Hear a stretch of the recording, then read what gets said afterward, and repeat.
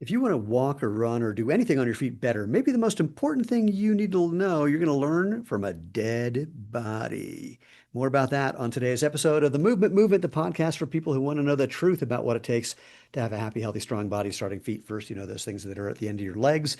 And we're also breaking down the propaganda, the mythology, and sometimes the flat out lies you've been told about what it takes to run, walk, play, hike, do yoga, CrossFit, whatever it is you like to do, and to do that enjoyably and effectively and efficiently. And did I say enjoyably? It's a trick question. You should know that by now. I always say that because if you're not enjoying it, you're not going to keep doing it. So you want to find something you enjoy or find a thing that you like and do it in an enjoyable way. And we're going to talk about that. I am Stephen Sashen, co-founder and chief barefoot officer here at Zero Shoes.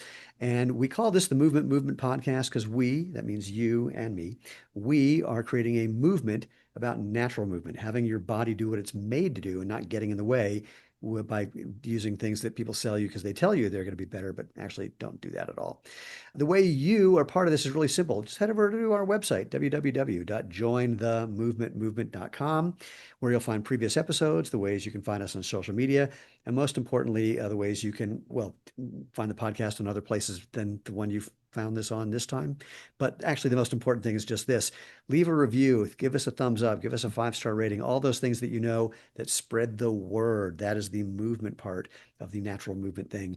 In short, if you want to be part of the tribe, just subscribe. That's all I'm saying. So why don't we get started? Grove Higgins, why don't you tell people who you are and what you're doing here? Well, my name is Dr. Grove Higgins. I'm a chiropractor and rehabilitationist in near Colorado Springs Monument area, just north of there.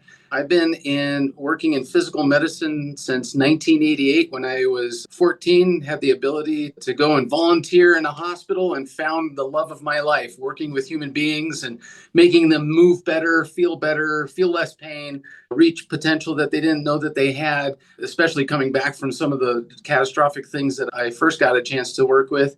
But then since that time, I've gotten a chance to do a lot of research and a lot of work in the field of medicine, developing biomechanical models and such like that. And where I'm currently most interested in is in the area of tissue regeneration and helping doctors basically make patients better from the inside out structure, not just making the move better, but actually making better structure. But it all starts at the ground, like you say. Well, we're going to talk about the inside out thing in a couple different ways. One that is just personal. So it's really just about me. But let's start with my intro. So, because we were talking about this before and it was super, super fun. What do people need to know? What can they learn from a cadaver that might make them go, oh, wait a minute, Yeah. what? So I had the wonderful opportunity as I was going through school to work in a biomechanics lab. And one of the many researchers that I worked with, and he's primarily an anatomist, Dr. David Greiner, he was really interested in how the foot works, right? So this whole idea of pronation, supination, and all those types of things that, especially from a barefoot versus structured foot standpoint, we are all debating about and such like that. And he wanted to define the terms better. So we were measuring the specific angles and movements of joints in the foot. And so we So were wait, hold on, pause taking, right there. yeah, If yeah. if anyone's just listening to this podcast, I encourage you to watch the video because Grove is just holding up a great skeletal model, and it's always fun to see bones that you don't see because they're on the inside of you. Yeah, well, and because of that, the middle of our arch there's something amazing happening there, and he wanted to define that. So, as you look down at your arch, if you have a high arch or even a flat arch, doesn't really matter. That arch is moving and it's doing something magical, and he wanted to define it. So we took 50 lower legs, so from the knee down, and Wait, so again, hold on, pause right there. Where do you order 50 lower legs? Do you go on Amazon and find that one, well, or back then Amazon was just selling books then. So yeah, you couldn't do that, but you can order up body parts. And so we had 50 of those. Now, granted, most of these individuals were older individuals that died of old age, nursing home, that type of thing. And so these are individuals who had a typical American foot, most of them with very flat arches. When they came in, we stripped them of all of the skin, all of the fat, all of the muscle. But as we were going down, and I know this sounds kind of gross, but as we were going down, and I had the joy of doing this, I would cut the tibialis posterior tendon, which goes down behind the ankle, under the foot, and attaches under the arch. It makes this beautiful spider web under the arch, and it helps to compress the arch. And as soon as you cut that, if that arch was flat, you would watch it raise up. It was the most amazing thing to watch that happen. At that time, wait, I want to break that down. So again, do me a favor, describe where that tendon is going, and if cutting it makes the arch raise, it's doing something to flatten said arch. right. There's something else that otherwise is acting in opposition to that would allow it to raise. So let's walk through the anatomy on that a little slower, because Right. it is very interesting. Right. So with every joint that's moving, there's two sides, just like you already said. There's muscles on one side, muscles on the other side to move that body part. So if you're doing a biceps curl, right, and you're bending your elbow, the biceps doing the big lifting motion, but the tricep is also balancing that out, so that way your elbow joint doesn't just explode, right? Well, that's happening in the foot, except there's 32 joints going at one time in the foot and the ankle. And so there's a lot of things that are in balance, just like the bicep tricep idea, right? So yes, by the time, of course, these people get to our lab, or the parts that get to our lab, those muscles are no longer active. They're frozen in that moment of time that person passed away, right? So as we're going through and cutting these different muscles, not all of them made any difference. But that tibialis posterior tendon that goes down from the backside of your tibia, so the long, thick bone of the lower leg, down underneath that ankle bone on the medial side, the inside of your ankle, goes down underneath and goes to the bottom side of your foot. And as it goes there, it spreads out and makes this spider web of tendons that attaches to multiple places on the bottom of the foot in order to compress that arch.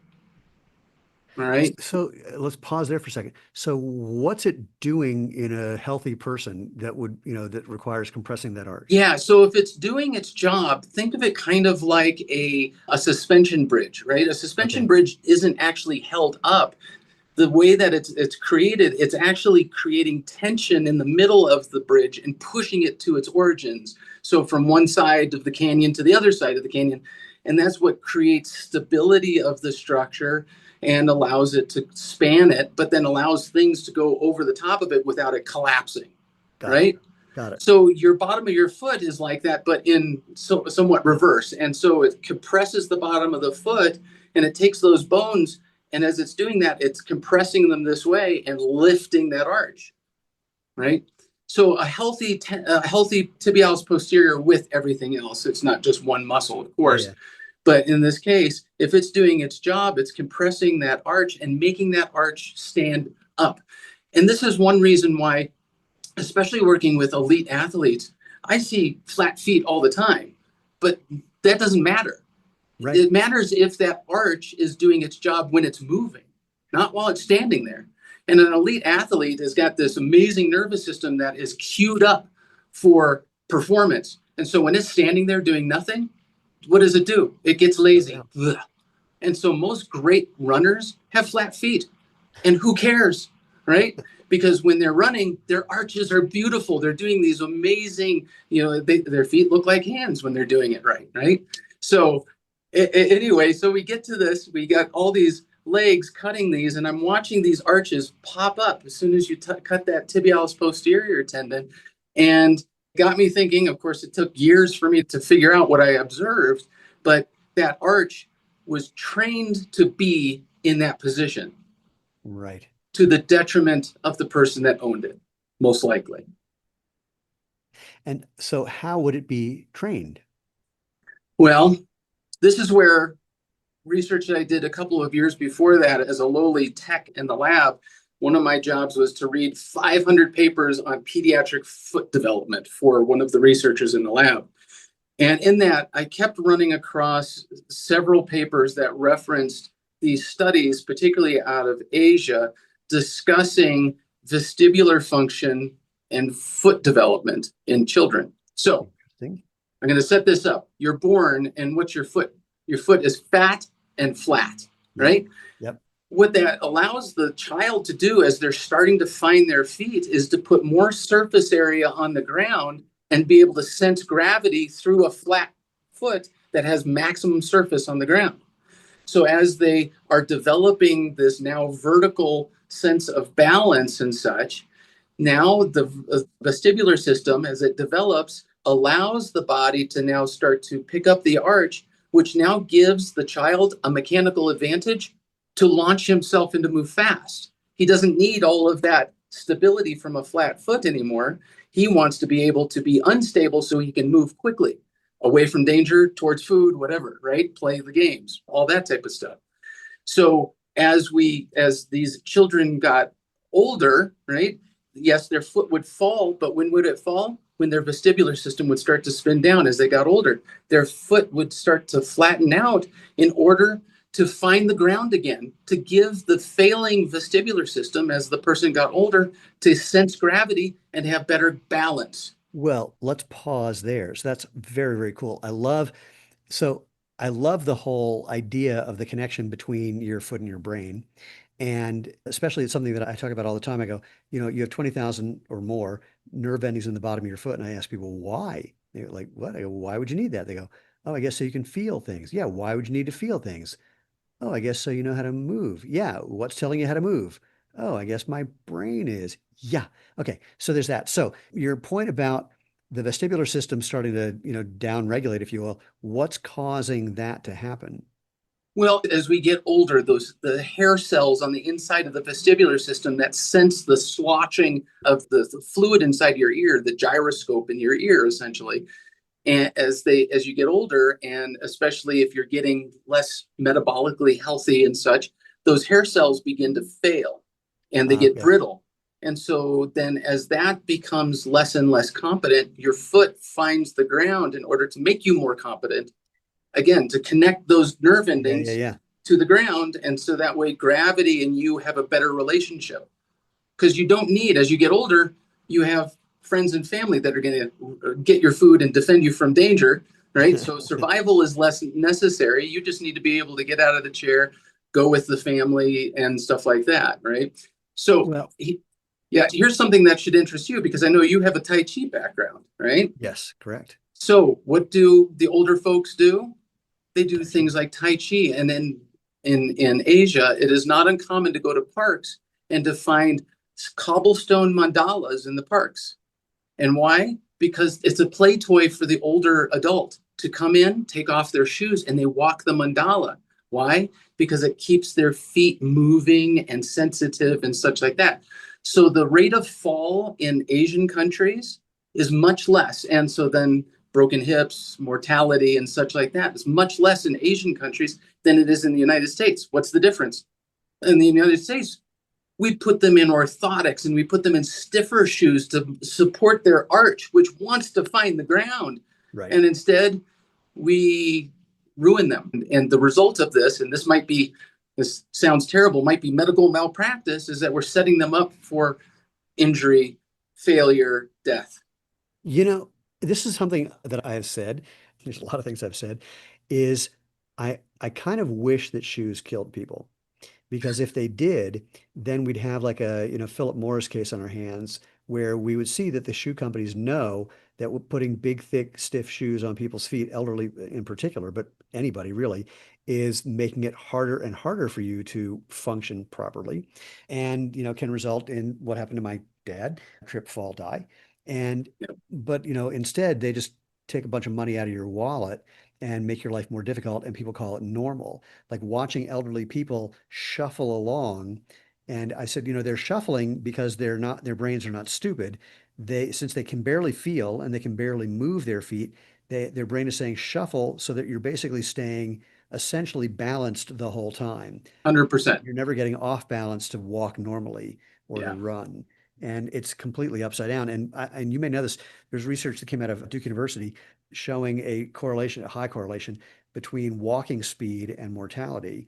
At a certain point, the slower you walk, I wish I knew the threshold, but if you're walking below this particular speed, your chance of dying over the next 5 years is extremely high.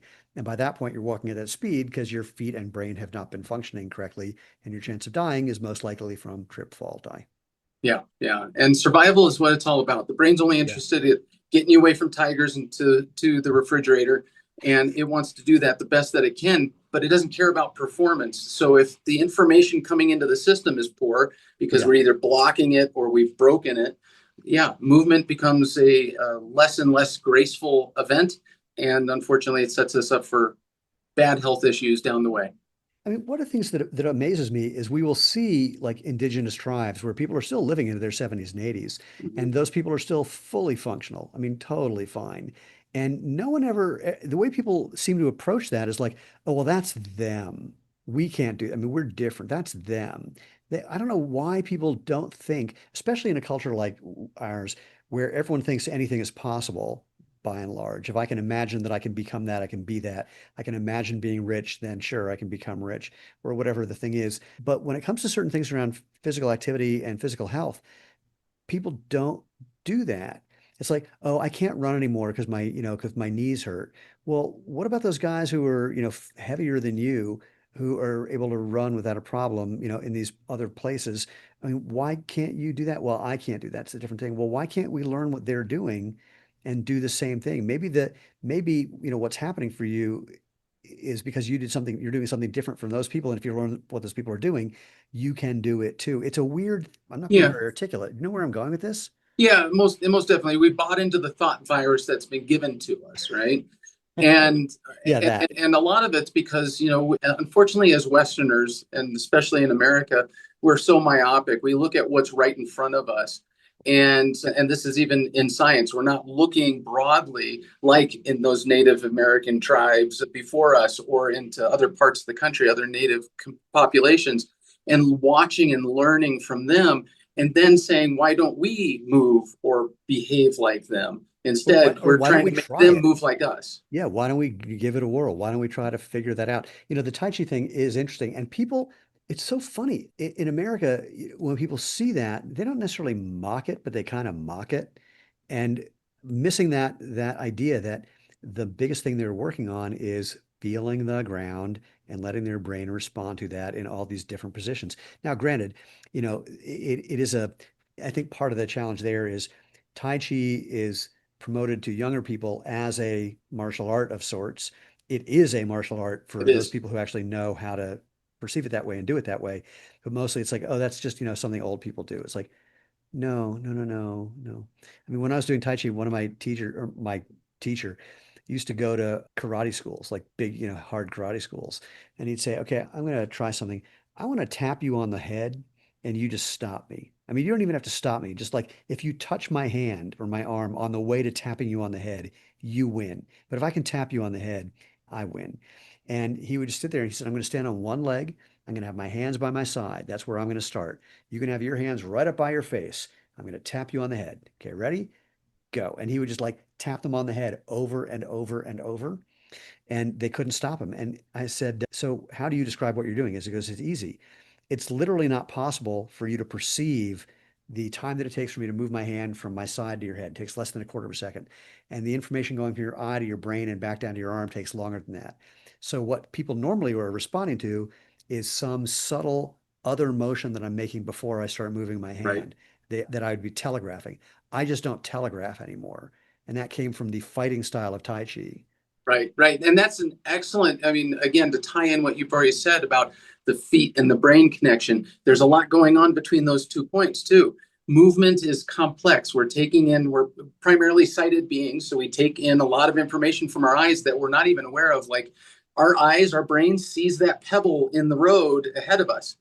But if we've trained the system to ignore the pebble in the road because our feet are guarded from it 100% of the time and we never feel it, we learn to ignore it. Yeah. And then we go on to treadmills, which are totally artificial, and they cover there's a cowling in front, and so we shorten our steps, and that doesn't translate to good movement in the real world either, unfortunately. I can't tell you how many great athletes that primarily train indoors because it's convenient and easy and such like that they break themselves because their biomechanics have been trained by the environment Right. and unfortunately an artificial environment, and it breaks down over time. We were built to be in a natural environment, taking in all of the cues and sensory information from the ground up, from the outside in, and then address it properly and walk over uneven surfaces with sharp little pebbles and everything and be perfectly fine with it.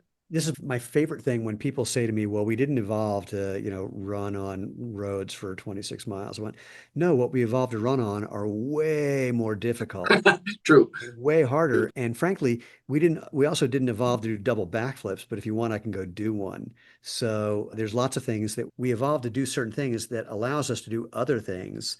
We didn't evolve to fly fighter jets, for Right. example. So, you've got that whole evolution thing upside down. But my favorite is if you went to the places where we evolved and ran even in regular shoes, you and your shoes would be trashed because those surfaces are rough, and people learned how to do that without a problem. It reminds me there's a handful of things that I wish I had done or when I just started this whole barefoot journey, if you will. Mostly, I wish I had pictures of my footprint when I would get out of a pool or a hot tub. Or I wish there was a way of measuring the speed of my reflex arc. I wish there was a way of measuring the flexibility of my foot and the strength of my foot. And I'm sure there's probably others as well. But the reflex thing and the flexibility is the one that I think about the most because the house that we had a bunch of um, bigger than gravel, like small rocks that were just kind of along the side of the driveway. And I couldn't walk on them at all. But Yeah. within, I don't know, some number of months later, I could walk on them and it was a little sensitive. And I noticed maybe a year in, I'd walk on them without a problem. And it wasn't because Yeah. I was numb, it was because I was responsive. My foot was flexing around things and my gait had changed. So if I stepped on something that it was going to be definitely unpleasant, I hadn't fully weighted on that foot yet. And so I was able to step off of it without, before it was too late. And I wish Yeah. I had measurements of those things because they were Right. so, 100%. So I did a little experiment last night because I was thinking about you. And oh, wait, so I hold on. Was I went naked? and I've Wait, got wait, a wait, 6 mile loop. wait. When you were thinking about me, what was I wearing? You were barefoot perfectly. So, Same as I am right now, actually. right, there you go. And so I wanted to do this little experiment thinking about today. And I do this rarely. I mean, like once a year. But I've got this beautiful 6 mile loop and it's all urban hiking, it's sidewalks and blacktop and everything like that. But there's nothing protecting it from having stuff blown on it and such. So I did it last night purely barefoot, the whole thing. And as always, I start out and my foot is afraid of everything that it steps on initially, right? I feel Uh-huh. everything, right? Yeah. And eventually, though, by the mile 3 to 4, somewhere in there, my foot said, "I'm okay," right? And now it became comfortable. I was sensing, but wasn't reacting to everything that I was stepping on, and my speed, my pace, just naturally increased, right? So my performance improved as my foot remembered what to do. Yeah. Lane and I were just in Europe for a little while. And both when we were in Germany and in Denmark, we were in places where there was a lot of cobblestones. And next to the cobblestones was often some flat sidewalk, which they had done for wheeled things that just to make life a little easier for people. But we were both commenting, it's like, we enjoyed walking on the cobblestones the most. And when you kind of get used to just that, being able to use the cobblestones as part of your locomotion, your toes kind of grab the thing at the right place or moves in the right way and you're getting just that feedback that feels really good. But to your point, it takes a little while for your brain to go, oh yeah, yeah, that's good. Yeah, yeah, it's scary, but that's okay. If you want, there's this saying, freedom is scary, right? And it's in multiple levels, but getting out there and moving and doing new movement and new sensory information is a little scary, but you give yourself a chance to adapt and it becomes freeing.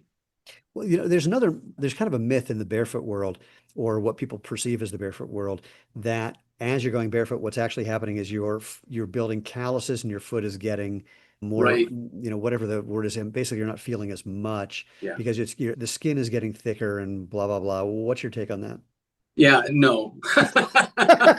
Could you be a little more Yeah, succinct? I'll be a little more specific. So when I first got into practice, into the chiropractic field, so this is 2005 now, Colorado Springs, we get a lot of transplants from South Africa because they're really good at program management and such like that. So we have a lot of transplants here.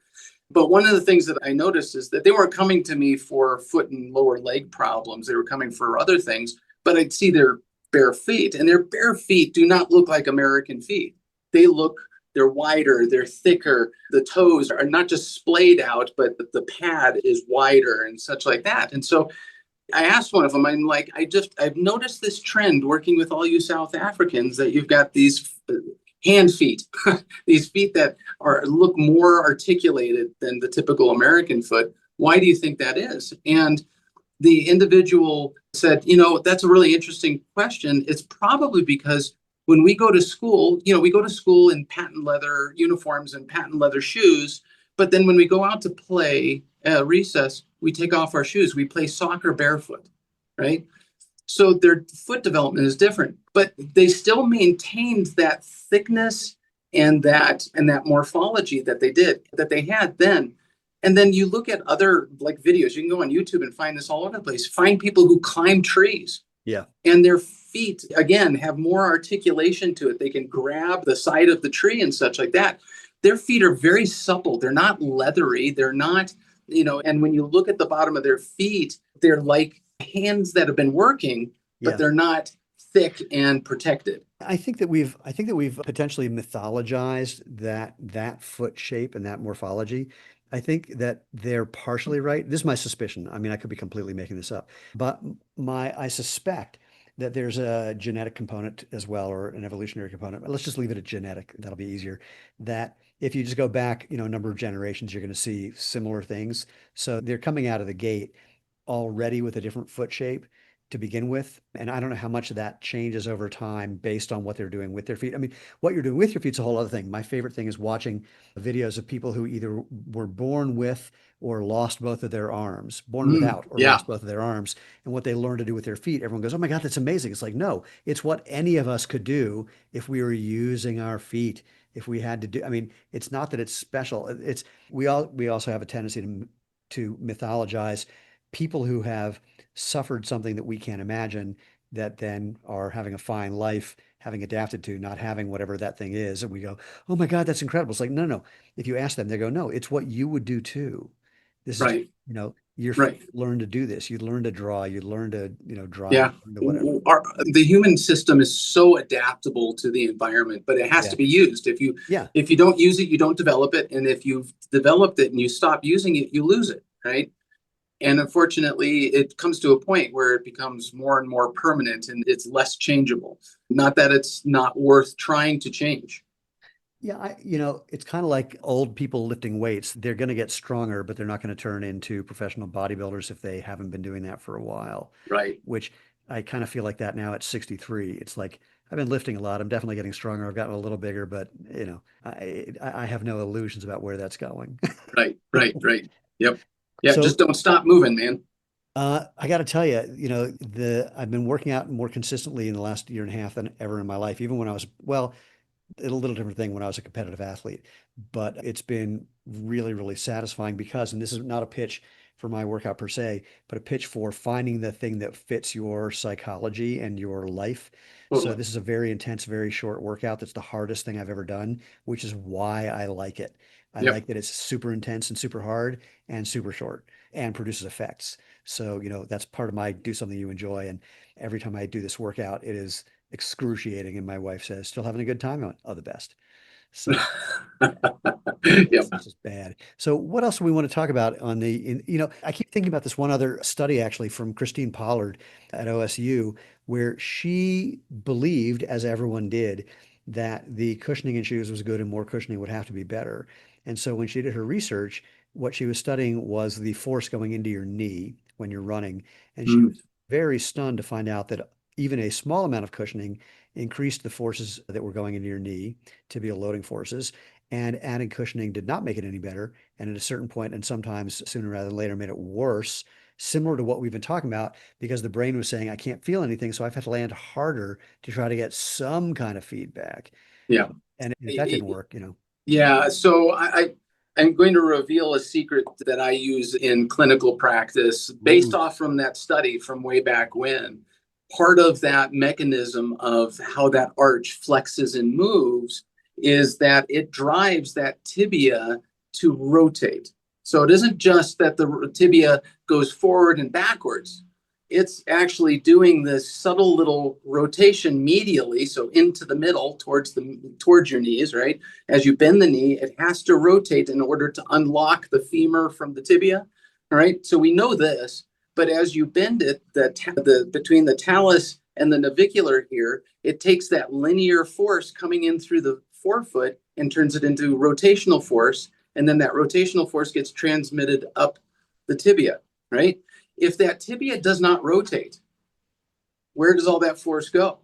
It Right into goes the up pelvis. into a misaligned articulation between the tibia and the femur, Yep. and you're destroying it with every single step. Well, it's interesting you say that. I'm going to talk. Well, first of all, again, if people didn't watch that, so tibia, again, the thicker of the two bones in your lower leg, and then the talus and the navicular, just think of it as the first two bones that your tibia will bump into in your foot. Good. Kind of Yeah. ankle foot, Yep. structures, but easy way to think about that. It's really interesting to me for the following reason. So 30 something years ago, I was still doing gymnastics. I was 32, 33 years old, something like that. And I landed and twisted at the same time and heard the following noise come out of my knee. And as I lay on the ground, I went, that was the end of my gymnastics career. And so I had just mangled the meniscus in my knee joint, and they removed about 30% of it. Hasn't been a problem until the last, I don't know, 4 or 5 months. I don't do time very well. Let's call it 4 or 5 months. And because after I got an x-ray to find out, basically I'm bone on bone just on that lateral side, just on the outside of my knee. Now, the reason that I'm bringing this up is from what you just said. So, because of that structural problem in my knee, what's happening is that rotational thing in the tibia that you're describing is not happening well.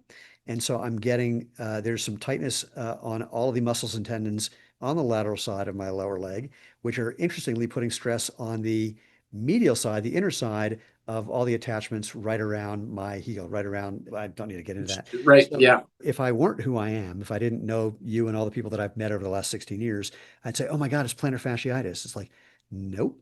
It's just all of Awesome. these muscles. It's so interesting to me that the tightness of the stuff on the muscle on the outside are causing pulling and tightening of the other things on the inside. And the proof of this, I mean, I did it to myself the other day, was I just massaged the crap out of everything on the outside.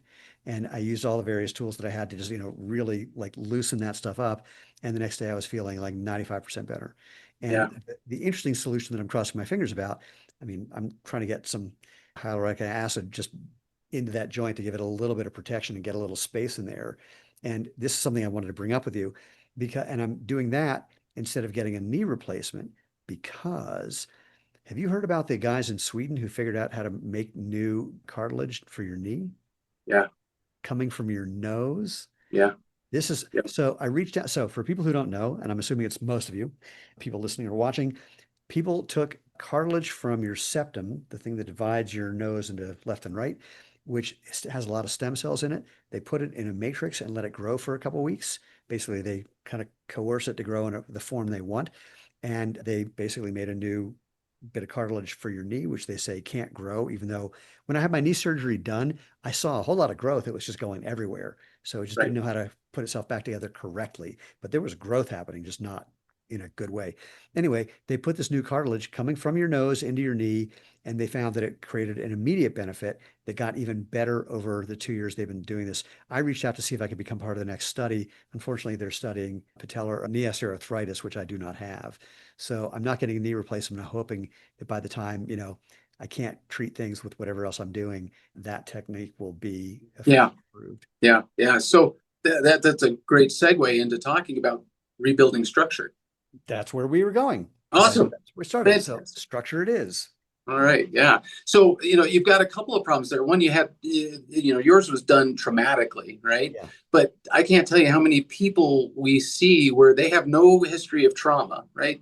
And so it's all repetitive motion. It's bad movement leading to wear and tear. Imagine, you're driving your car, you check the curb with one wheel, it's towed in, and now all four wheels are wearing out because there's this aberrant force going on, and your gas mileage is terrible as well, right?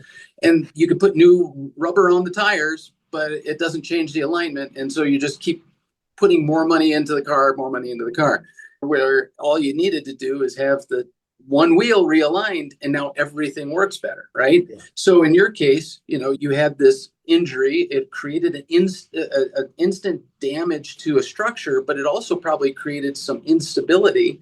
And then over the years, because you've been fit, you kept it well enough that it was able to keep going down the road, again, with the wheel towed in, right? But 30 years. Yeah. yeah, minimizing the damage. But over time, that instability has caught up, right? And Yeah. so now the tensegrity, if you've heard that word before, is now off, right? So the idea between tensegrity is that if all things balanced, and I'll use the analogy of a tent, if you want to put up a tent, it has members on the inside that are pushing out, and you have the skin, which is containing it inside, and then you have guy wires that are holding it. And it can stand up to wind and snow and all sorts of stuff. But you take off one of those guy wires and the whole structure starts to lean one way, right? And that's us after an injury like what you had there. One of the guy wires was cut or stretched, right? Yep.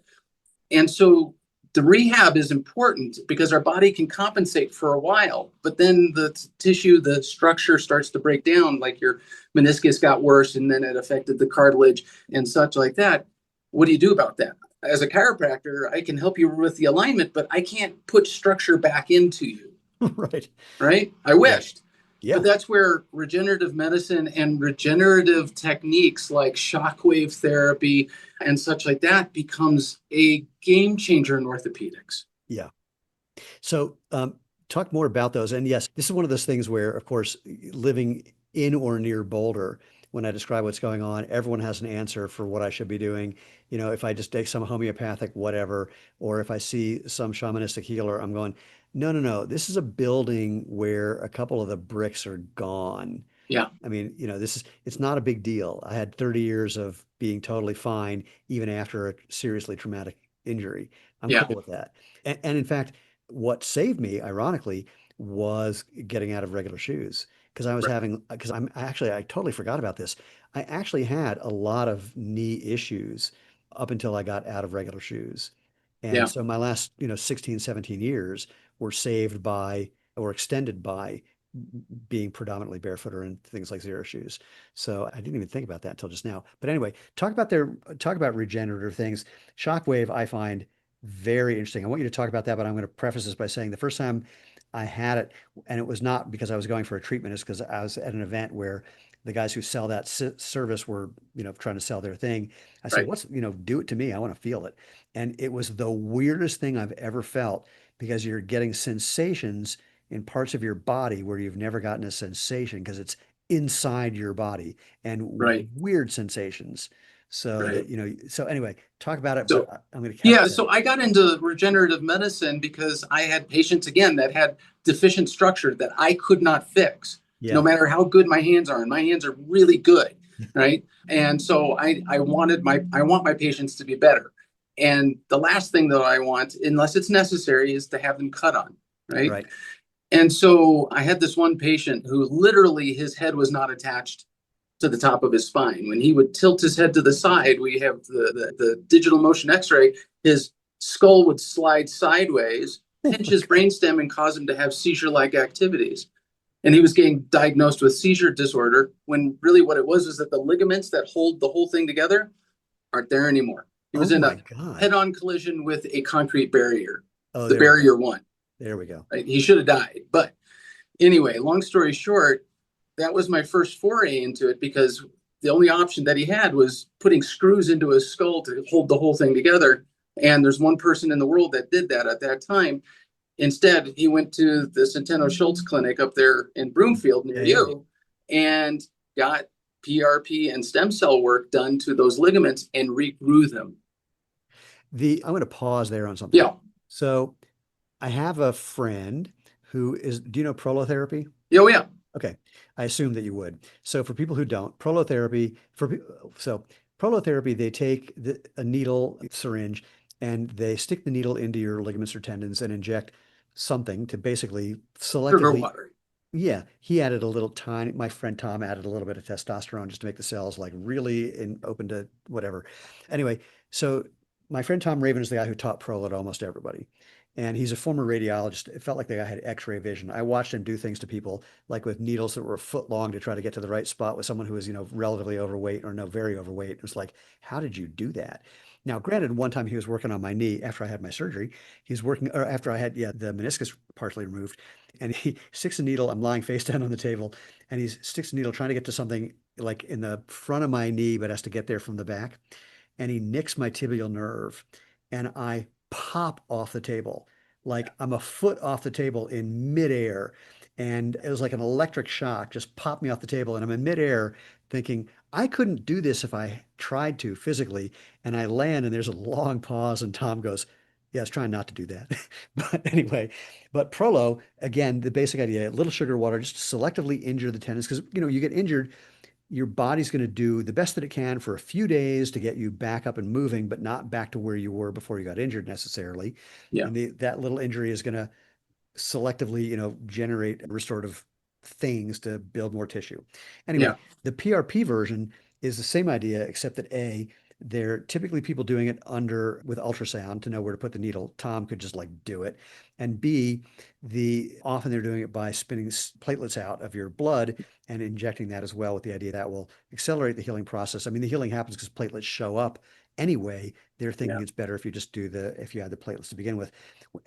But the biggest thing is by doing all those different things, using the ultrasound, spinning out the platelets, they could do this and bill insurance companies. And so when I asked Tom about PRP, he goes, it's prolotherapy with a bunch of hand waving. So I'm not saying don't do it. And I've used both. And, there's a place for both. In fact, the one doctor that I utilize the most, he uses all three, right? He Oh, uses yeah. Prolo, he uses PRP, he selects the weapon to kill the target, Yeah, to yeah. do what needs to be done and such like that. But the cool part is that as I'm going through this, one of my other patients, he was really in need of something and asked about shockwave. So Yeah. I reach out to the shockwave community that's out there, and it was still just growing at the time. And a company came out, said, here's one, gave me some training, gave me a unit to use for a month, and let's see what you think. I treated over 100 people in that month, and I was able to do things with that device that I could never do with my hands. And since then, of course, I've learned a little bit more. So the lessons learned from Well, PRP stuff. wait a Oh, minute. yeah, Let's start with explain what shockwave is or what it does, how it works good. a little bit, So briefly. it's using sound waves. So there's ultrasound, which heats things up, and that could be helpful in its own form or fashion. And then there's shock wave, which is taking sound waves, putting them into the body, creating an area of high pressure. So the sound waves come together. Have you ever stood in front of a big concert bass speaker and you feel those waves of sound coming into your body and you can feel it, vibrating your organs, right? Well, imagine that, but down at a micro level and happening inside the body. Well, that stimulation stimulates the cells that we're targeting and promotes them to do a couple of things. One, their metabolism increases. So if you sit there and rub your skin, you're going to get red right there because the metabolism is going to increase, more blood's going to come to the area, things like that. So blood comes to the area. That's number one. Number two, you're stimulating them, and like that growth hormone, the testosterone that your friend put into the injection for you, those cells start to express that because they are experiencing what they think is injury. So Hmm. all of a sudden you have all of these growth factors being expressed from the cells that are in need locally. And so you're getting better blood flow, better blood vessel formation to areas that don't normally get good blood flow, like Yep. ligaments. Yep. And you're getting all these growth hormones. So you're getting tissue formation and regrowing tissue. So it's prolotherapy, PRP, and stem cell, but without the injection. And I And could do it here. yeah, it's really cool. I can't describe the feeling, but imagine someone really, really tiny punching you really, really hard inside your body. What that There does. are ways to go about it. I utilize a technique called focal shockwave. So I Yeah. can attenuate it down to zero pain and use it to create analgesia. So Well, basically that's hide the interesting. pain. Oh, that's interesting. Yeah. Well, I mean, look, I like the intense things. That one's more fun for me. But I mean, but the thing that's so weird about it, again, it's like you're getting this thing, maybe 10 millimeters, centimeter inside your body. And so you don't really have a whole lot of sensory input from that. So it's just a bizarro feeling. It's like, a tiny little lightning bolt It just hits a spot. And when you find, it's kind of like if you find one of those spots on your body that's just a little sore and you kind of rub on it and you're getting something in there. It's Yep. like that, but like fast and intense. So when you get the right spot, it's that little bit of like little lightning kind of pun intended shock. And it doesn't hurt, Yeah. but because it also has the thing, it's like, oh, that was just the spot. That was the one. Yeah. Yeah. It's super So interesting. one of the cool studies that was done, and I bring this one out, and so many of these regenerative medicine doctors that I teach about this now don't even know about some of these studies that are out there because there's thousands of them now. But they took a rat model, they haven't done this in humans, where they go in and they surgically tear the meniscus, just like you did, Okay. right? And then with one application of shockwave and comparing it to, of course, control, which doesn't have any into it, one application of shockwave, at 2 weeks, you can start to see the surgical tear start to close up on the one that's been treated. And by Wow. 4 weeks and 6 weeks, it's healing. But on the non-treated one, you start to see it degrade and degenerate, Wow. right? And that's with one application in a rat model. Granted, it's a rat, but it still is very analogous to what you see in a human being. And I fixed hundreds of meniscus tears with just shockwave and no need, and with documented MRI evidence of it too, with no need for surgery. Interesting. Well, I haven't had an MRI on this one. Otherwise, I'd show it to you and see what you think. I mean, again, they've removed a giant radial chunk of it. And like I said, I mean, it was really fun. When they were going to give me the surgery, they said, we're going to put you under. I said, can I just get an epidural instead so I can watch? They're like, what? I want to watch. Right. That would be me, man. That would be me. Yeah, it was great. And at one point, they're doing this arthroscopically, and I said, can you pull that instrument out? Because I'm watching on the screen, it looks huge. And, it's this tiny little thing. Yeah. It was very, very cool. Yeah. But I mean, by this point, I don't know what's there at all. It's not like, just as like right after I did it, where it was a pretty good tear, not even a complete section, but a pretty good tear. Yeah. Probably something then. And like I said, well, I didn't get surgery for a while because I didn't have insurance for a while. And when I finally Right. got insurance, I went and saw the orthopod, and he kind of moves my knee around. He goes, "So what do you think? Surgery tomorrow?" I went, "Oh, geez, that bad?" He goes, "Yeah." So, and here we are 30 years later. So again, the thing I'm doing now is just to get some fluid in that joint. So it's just not so bone on bone. In fact, what the hell? I went to my PT because I was feeling this like twangy thing that I thought was one of the tendons around my leg or in my leg. And my PT, who's delightful, I said, "See, when I make this move, there's a snapping sound that's coming from the tendon." She goes, "Oh, sweetheart, no, that's coming from the bones rubbing on each other." Yeah. Yeah. And that's not a nice feeling or sound. Yeah. It's uniquely unpleasant. It's kind of like just cracking your fingers, except much more disconcerting. It sounds like walking on old creaky boards. And yeah. Yeah, the grindy part is unpleasant. The snappy part I can tolerate. The grindy part is unpleasant. Yeah. Yeah. Yeah, just viscerally. Yeah. So anyway, back to regenerative medicine. So, this whole idea, I mean, I think this is really fascinating, this whole idea that a lot of these methods are basically selectively re-injuring. Yeah, they're selectively re-injuring, creating a stimulus. And again, going back to the analogy of the foot and the brain, right? The body needs input into the system in order to do what it needs to do. Yeah. So if it's not getting that, if we protect the body too much, right? So like that, like your injury there, and we don't return it back to proper movement patterns, then it continues to degenerate. And that's Yeah. typically what we do. We brace it, we protect it, and then inevitably inviting degeneration in. And we really just need to return things back. In a lot of cases, if we did that immediately, from an ankle sprain to a lot of different injuries, then we wouldn't need to do interventions that cost a lot of money, that are very invasive and such like that. But instead, we take a medical approach and unfortunately invite more problems into the situation a lot of times. Sometimes, yeah. I mean, I'm also trying to avoid at all costs the fact that my spine's all out of whack from a gymnastics thing. Well, there's an argument about gymnastics or congenital, but suffice it to say, whenever I show the sagittal picture of my spine to people who know nothing about bodies, and they go, "Oh God," Yeah. yeah, it's a fun one. Yeah. But your body's figured out how to make it work and make high quality of life. Yeah, I'm not. I mean, I'm. yes is the simple thing. Yeah, It's not at a point where I can't live the way it is. It's just every now and then annoying. sure. And well, here, I'll do this one again. So basically, I've got this is for people who want to look it up. So it's an L5S1 spondylolisthesis with a PARS defect. In Mhm. short, for people who, to give that to people in English, my sacrum and then the first spinal vertebrae above it are misaligned. The spinal vertebrae is shifted forward about 50% of the distance, yeah, from where it should be. But the PARS defect is the fun part, which is basically the muscles that would otherwise hold that in place aren't there. There's nothing holding it in place. And the reason I bring this one up is it was a fun one when, after seeing an MRI, one neurologist said to me, anyone who recommends just doing core exercises, just walk away because there's nothing holding anything in place. Yep. Yep. My So, wife has the same thing, oh and yeah, she just got back from 12 miles a day in Rome with no yeah. pain after doing a mixture of prolotherapy and PRP a month before, and has no pain. Yeah, I mean, I don't know why I'm doing this. For the fun of it, like every 18 months or so, I end up getting a little epidural because like my feet are cramping or some weird thing that's happening, Yeah. some bizarro sciatic thing.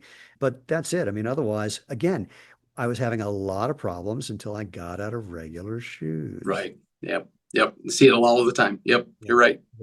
Right. And what have we missed, if anything, from everywhere we want to go?